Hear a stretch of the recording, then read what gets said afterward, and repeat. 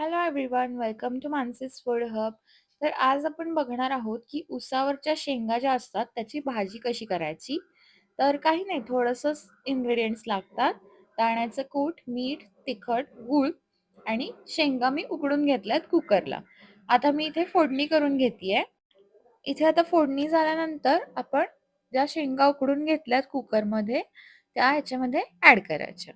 या शेंगांना तुमच्याकडे काय म्हणतात? याला वालाच्या शेंगाही म्हणतात, पण आम्ही याला उसावरच्या शेंगा म्हणतो. तर या उसावरच्या शेंगांचे इतके फायदे आहेत, हे मला नवीनच कळलंय.